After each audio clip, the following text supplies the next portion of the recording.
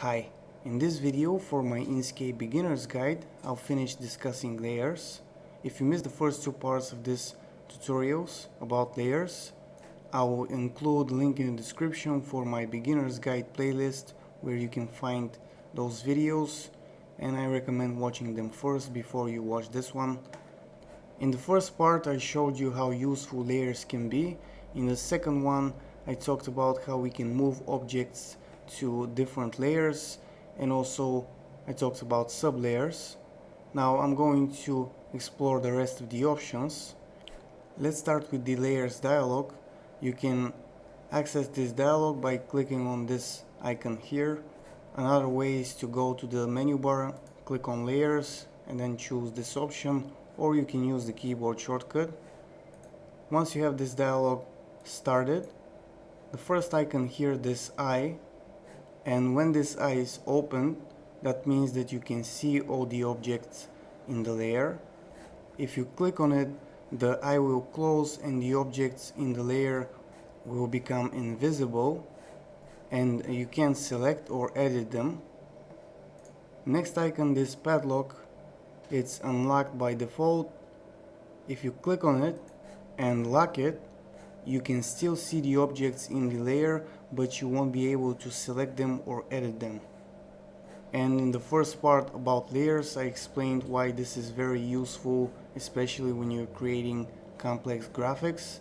Next we have the name of the layer. We can rename a layer by right-clicking and choosing rename layer. Then we can type the name here and click rename, or we can just click one time here when the layer is active, and now we can rename it.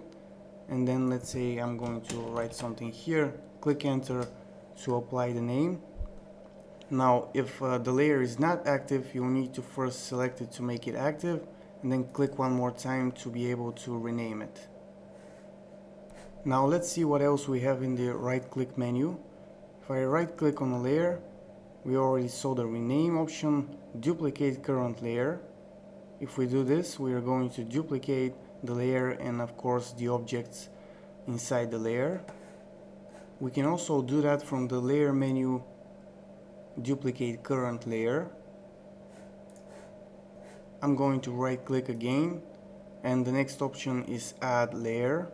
If I click this, you will be able to add a new layer. You can choose the name of the layer, the position above the current layer, below the current layer, or as a sublayer of current. We talked about this in the last video.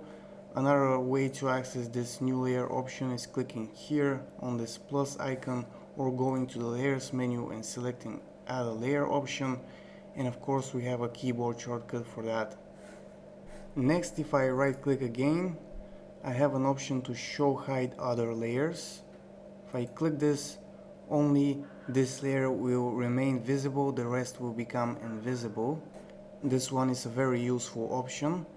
Next we have raise layer or lower layer position in the layer stack. So if I click here, I'm going to move the position of this layer above this one. I can choose to lower the layer. You can also do this with these two options, or you can go to the layers menu and select raise layer or lower layer, and of course we have some keyboard shortcuts. If you use layers often, learn these keyboard shortcuts, you will save a lot of time.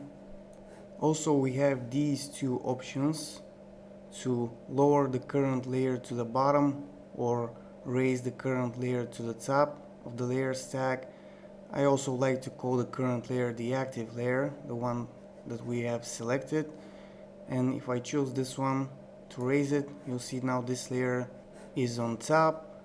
Another option is to delete the current layer. So if I click this, I'm going to delete this layer. And if you do this by accident, don't forget that with Ctrl Z you can undo this action. Also, you can delete the active layer from the layers menu and choose the delete current layer option. Next we have blend mode, and this is more useful in a photo editing software. Most of you will probably never use this. I'm going to include a link in the about section of the video where you can read a brief description of each of these modes. Like I said, this is more relative to photo editing than vector graphics, but still, if you want to research this, go ahead. Now next we have opacity, and don't mistake this with the opacity of objects. In one layer we can have many objects with different level of opacity. Some of them will be on 100 opacity, others on 50 for example. This controls the opacity of the layer and affects all the objects in the layer. And that's pretty much all we have in this dialog. Now down here in the status bar we have some options. Again, we have this eye, the padlock, and we also have this menu where we can choose the layer. It displays the active current layer. If I click here, I can choose any of the other layers to make them active. For example, the shadow layer. Then I can turn this layer off or lock it. So this is just a quick way to manage layers without using the layers dialog.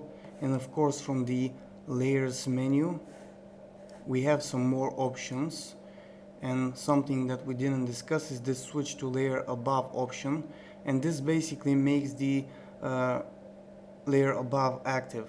It makes him a current layer. So if I click on this option, you'll see that now this layer became active.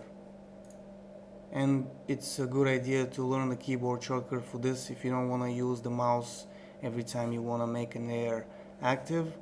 And this moves selection to the layer above and layer below options. We saw this in the last video. And that's pretty much all for this layers tutorials. I hope this was useful. If it was, like the video, leave me a comment. And if you're new to my tutorials, subscribe and visit my channel for more. And that's it for now. Bye.